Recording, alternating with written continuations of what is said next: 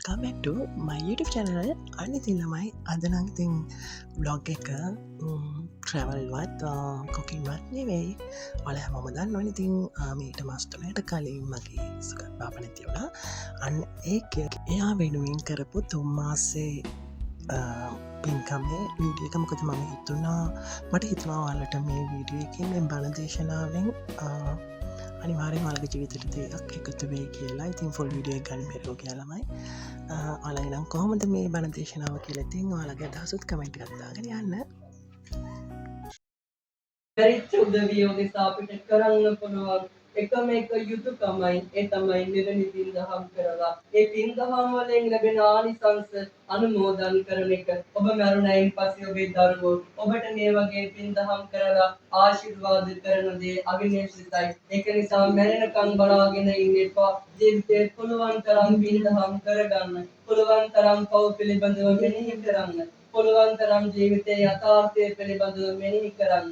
මේ මෙනෙහි කරන ගමන තුළ හිතන්න මෛත්‍රී බෝධිසත්වයෝ බුදුවන ආත්ම භාවය තුළ නිවන් දකින්නවා කියන අදහසෙන් ඉන්නව නම් ඒ අදහස අත්හැර ගන්න. හිතන්න මොකද්ද ගෞතම සාසනය තුළදීම බුදුන් දැකලා නිවන් දකින්නවා කියන අදිෂ්ඨානීය ප්‍රාර්ථනාව බින්දුනි කියද්දී හදවතින්මයි ඒකාන්තයෙන් වෙන්න ඕනේ. හදවතින් වෙන ප්‍රාර්ථනා අදිෂ්ඨාන ඒකාන්තයෙන් ඔබට සපිරිමත් කරගන්න පුළුවන්. හිතන්න මනසේ කැටියට ඉපදුන ඔබට පුළුවන්. අදිස්ථාන කරන්න ප්‍රාර්ථනා කරන්න. හිතන්න බුදු පියාණන් වහන්සේට බුදු වෙන්න ප්‍රාර්ථනා කරේ අදිස්ථාන කරේ කවුද?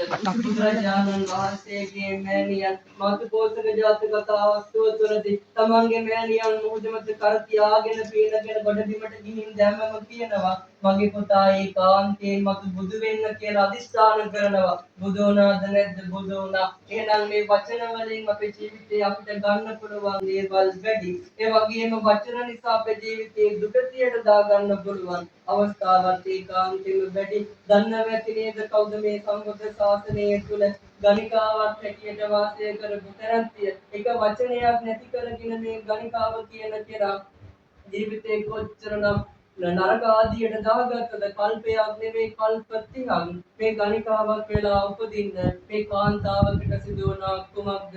එක්තරා රහතන් වහන්සේ නමකට තෙරණියන් වහන්සේ නමකට නොදැන කරපු වරදකට හොයලා බලන්නේ නැතුව බැනපු නිසා. එහෙනම් හිතන්න අපේ ජීවිතේ අපි කොච්චරනම් හොයලා බලන්නේ නැතුව මිනිස්සුන්ට ගර්හා කරනවා නම් ඒ ගර්හා කරන එක ඒකාන්තයෙන් ඔබ පසුපස එනවා මොකක් වගේද?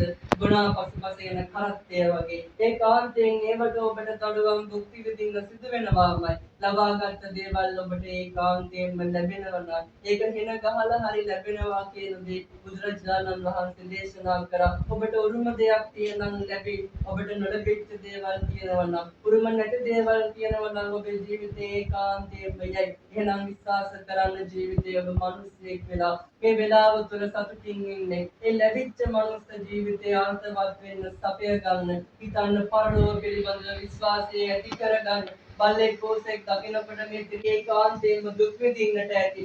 ආය ඔබට සංසාරේ බුදුවරයෙක් මුණ ගැහෙන්නේ නැති වෙන්න පුළුවන්. ආය ඔබට සංසාරයේ තුල වික්ෂුන් වහන්සේ නම් දකින්න පුළුවන් කමක් නැති වෙන්න පුළුවන්. ආය ඔබට සංසාරයේ තුල ධර්මයේ රසයක්වත් දකින්න පුළුවන් කමක් නැති වෙන්න පුළුවන්. ඒක නිසා වේදනාවෙන් ඉන්න විඩා බරවලට පත්ලා තියෙන හිත නිවා ගන්න පුළුවන් එකම එක සීතල දිය ධාරාවක් තියෙනවා. ඒ තමයි මගේ බුදුරජාණන් වහන්සේගේ ධර්මය. ඒ ධර්මයේ මාර්ගයේ ගමන් කරන්න කියලා ඔබට ආරාධනා කරනවා. සමගම අපි අනුමෝදන් කරමු මේ උතුම් පින්කමින් ජනිත වන සියලු කුසල අනුකුසල සම්පත්තීන් මීට 3 මාසයකට මත්තෙන් මේ පරලොව යන්නට යෙදුන ඊයේ සුගත් රෝහණ ආදරණීය පියාණන්ට මෙපින් දහම් අනුමෝදන් වේවා.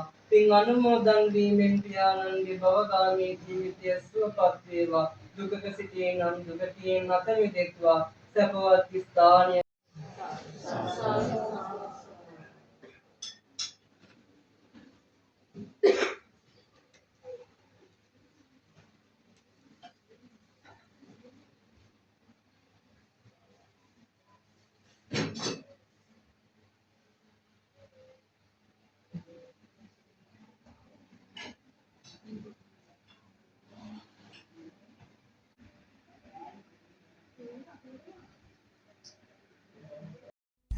ඔන ළමයිඉතින් වීඩියක වෙන කල් බැලුවන ඉතින් ඔලගේ ජීවිතයටත් ආදර්ශයක් ඒ වගේම වැදගත්යක් එකතු වෙන්න ඇති කියලා හිතෙනවා. ඒ වගේ ඉතින් ළමයි ඔයාලා හැමෝමත් අපගේ ජීවිතේට ශාන්තියක් වෙන්න නිවන් සුව කියලා ප්‍රාර්ථනා කරන්න අනිවාර්යෙන්ම. එයාට අපි කවුරුත් පින් කරන්න ඕනේ. එයාගේ ජීවිතයට ඕන කරන පින් එයා රැස් කරගෙන එයා මේ ජීවිතෙන් සමුගත්තේ ඒ වුණාට ඉතින් අපි යුතුයකමක් වශයෙන් ඉතින් අපි එයාට පින් අනුමෝදන් කරන ගමන් ඉතින් මේ වීඩියෝ එකත් අද ඉවර කරමු. තවත් ලස්සන වීඩියෝ එකකින් මනින්ම එනකල් ඉතින් ඔයාලා හැමෝම පරිස්සමෙන් ඉන්න. හැමෝටම ආදරේ. බයි බයි.